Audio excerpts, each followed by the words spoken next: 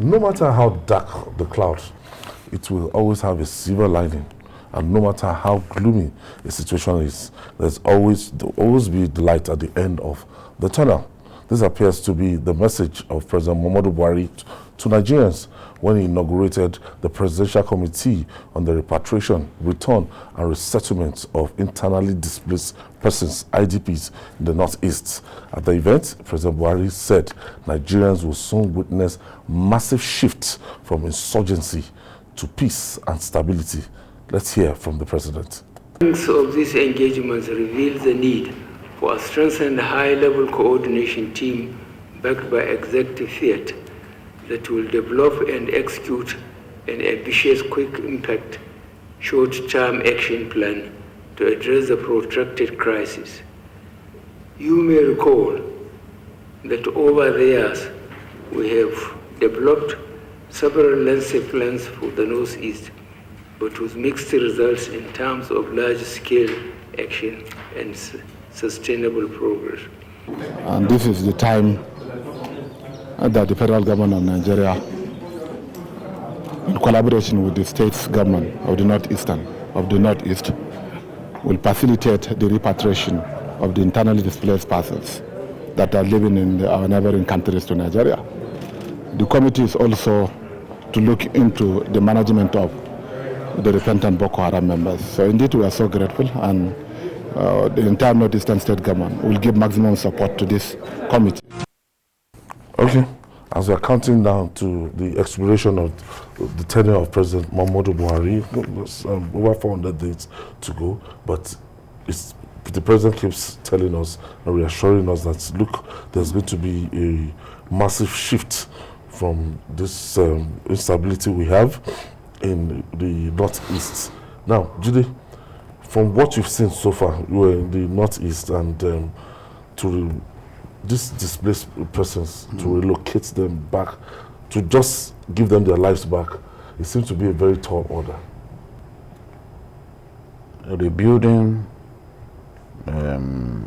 communities after years of war is not going to be easy.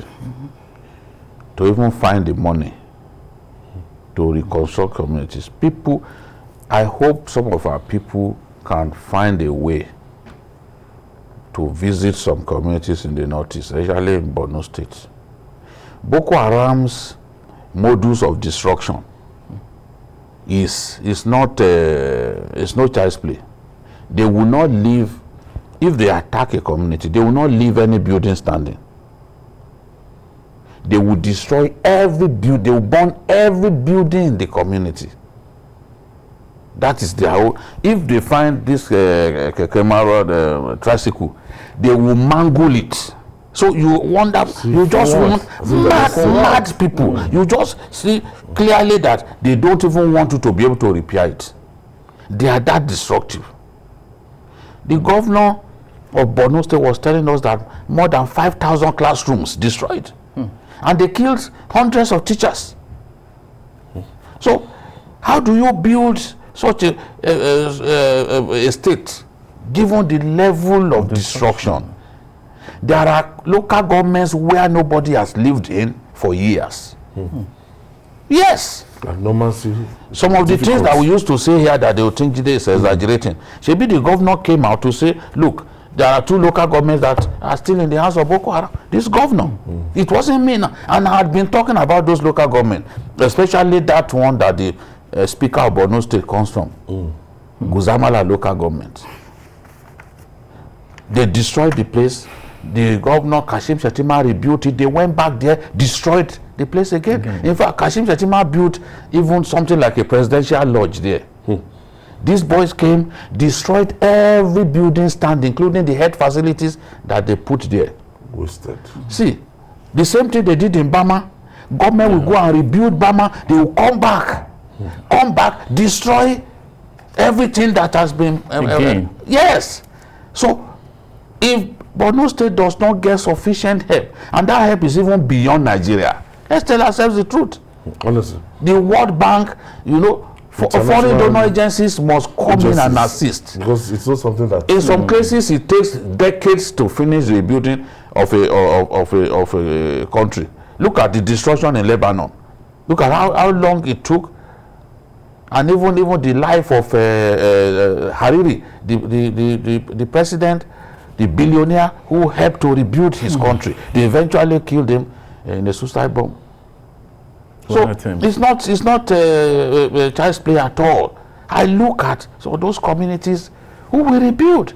Some of the people would like to even return, but there's no house to return to. So this is the thing.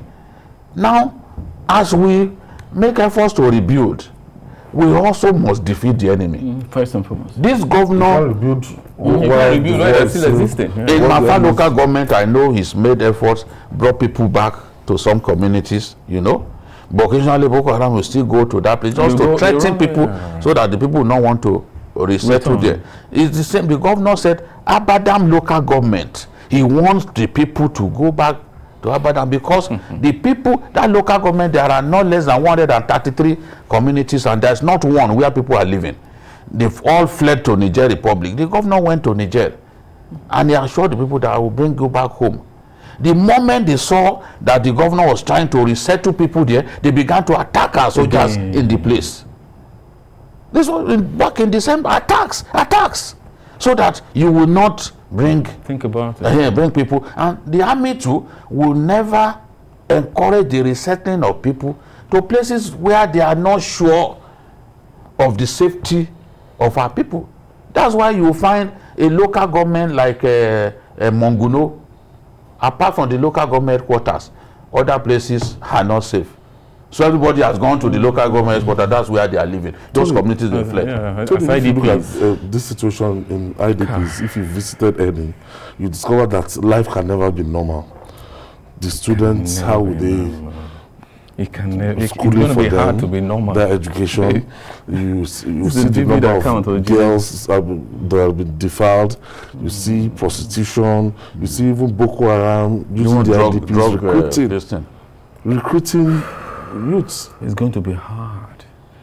It's going to be hard. You can't achieve that in months. 2009. You can't achieve that in months. You have to bring schools, you have to bring the schools back, rebuild the school. There has to be teachers. The health centers must work. I mean, you have to reactivate those, the local governments before you start telling people. Then hardworking men, active men and women, that they had farms. They cannot. You must ensure, because that's the means of livelihood. You must secure those areas first, because it's not just about going back to where they were before. It's about settling down and having that economic strength, regaining their old self back. How do they do that? I think Nigeria needs to do more than like what the president just said today. It goes beyond months. It's going to take years.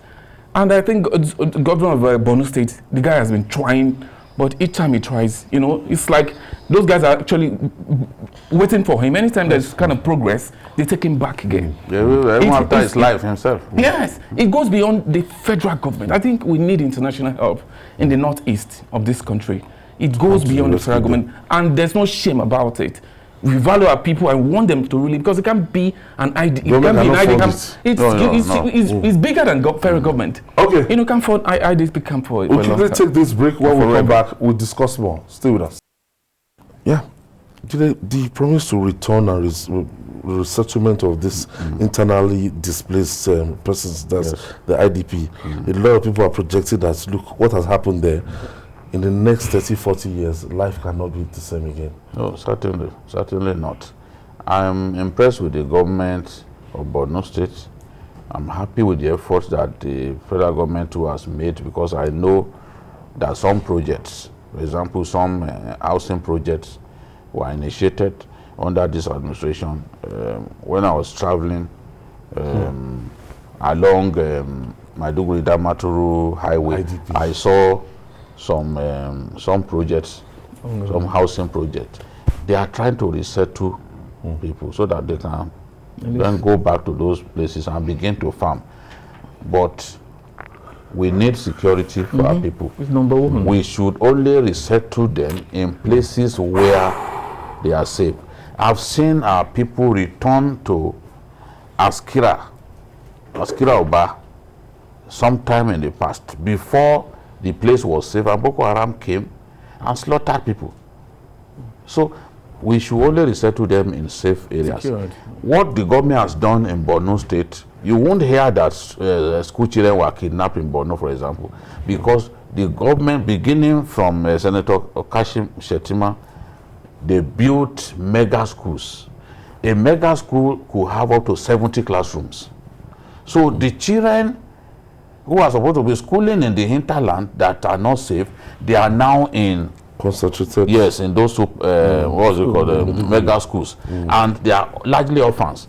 The new school that President Buhari inaugurated the other day, Tijani Bolori Secondary School, everybody there is an orphan.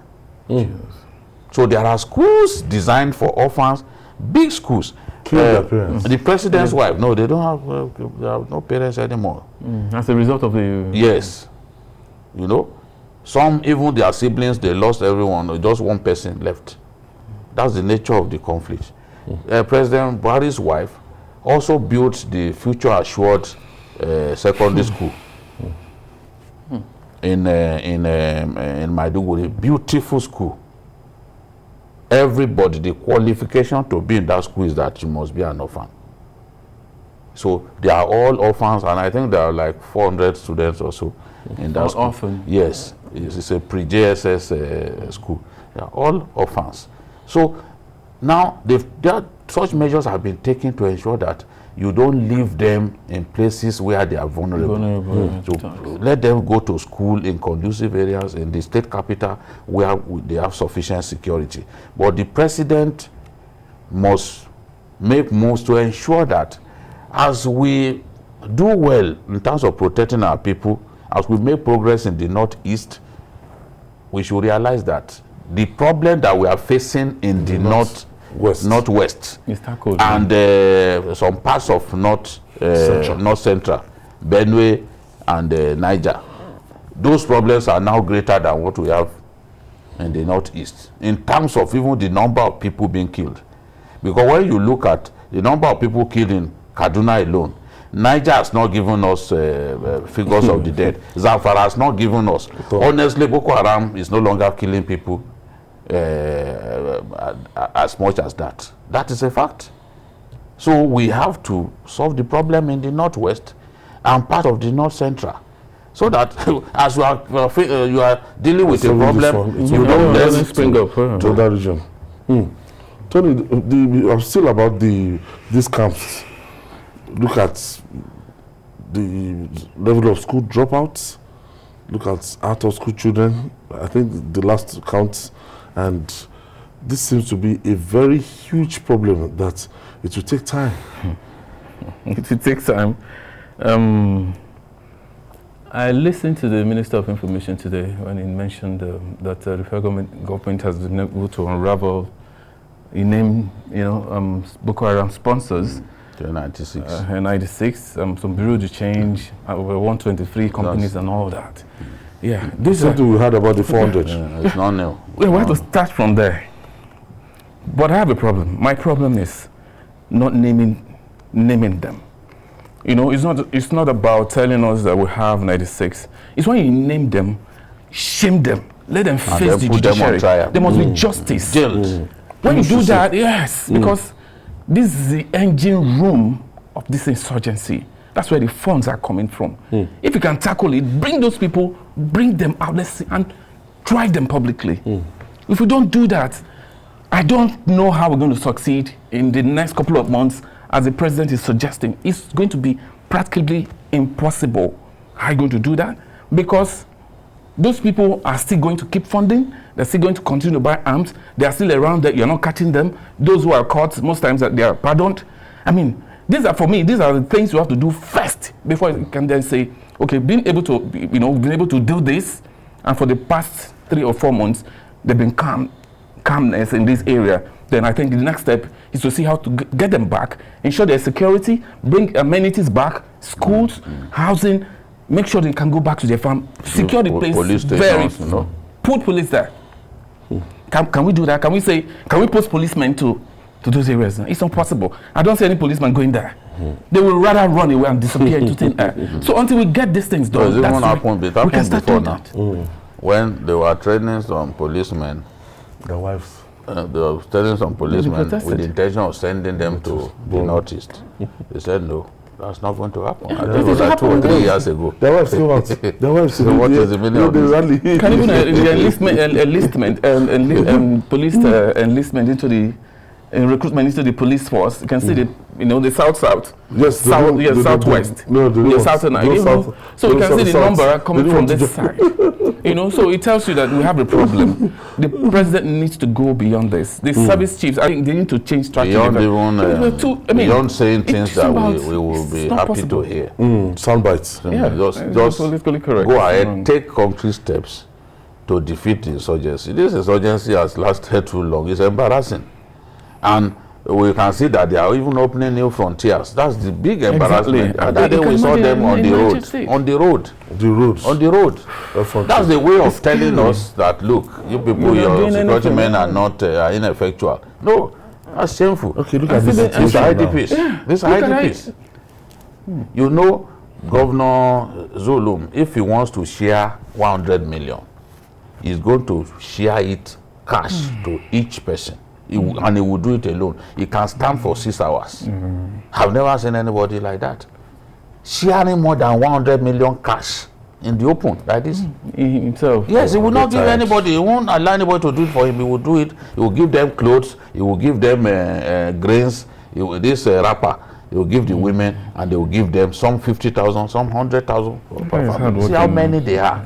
You've got to pity people who have been reduced to big crisis, to destitute in their country. That's the country. I'm sure it's one of the days when he shared the money. Because it doesn't just go there. Some of them were farmers. For how long have they don't even want to be reliant on anybody. If only there is peace. See the clothes. So they can go back to where the they piece can. And the level of the way they will be see their clothes. Procreating in this situation. No, a lot of bats. They are giving bats inside the IDP camp. Unconducive. What do you want them to do? If a family is living together, they will definitely. They will reproduce now. Some will even get married inside the place. Some children were born in the IDP camp and they already grown up. I've seen like that way, yes. Because these are people, some people had been in IDP camp for years and years. And for them, it's a way of life. For years. Some too have been living in the forest for years. I said somebody was telling me that a boy, one of the Shekau faction guys that defected, his son had never seen banana before. Because right there in the forest where they are, it doesn't grow. So it was, they didn't even know what it was.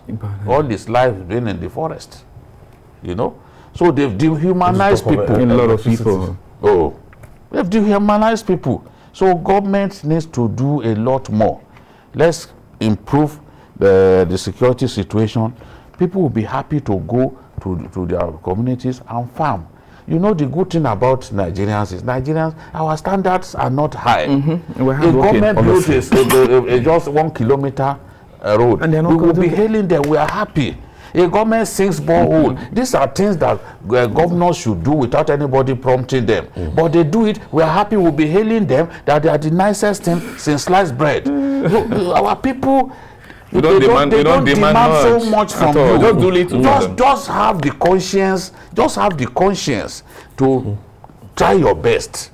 Do your best for them, and they will be happy. They will be grateful, and history will also judge you the right way. And they always telling us we should buckle our belts, we should fasten our belts every year. Since the Shagari years, they've been telling us to buckle up our belts. Since the Shagari years, people will ask, when are they going to enjoy their country? Exactly. Honestly. Yes. When are they going to enjoy the country? When is the country going to give back to us? We've seen countries give so much more back.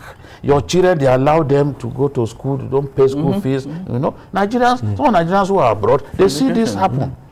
So you will be happy to pay your tax because the government also is living up to its obligations to you. And security is one of the most minimal obligations Honestly. that a government Security should of meet. life and property. That's the thing. So that at least when you are secure, you can go out, go to school freely. Security how many? number one. Look at Kaduna now. Do you know how many children now are out of school? When bandits are harassing them all the time, they even had to shut Kaduna schools for a long time. So when children hear of their mates being kidnapped in school, how many of them will feel like going back to school? So when people come up with that figure, when they are talking about Nigeria, they will say 13.5 out of school children. This is the same figure that they've been bandying about since 2014. It's a lot more than 13.5 million.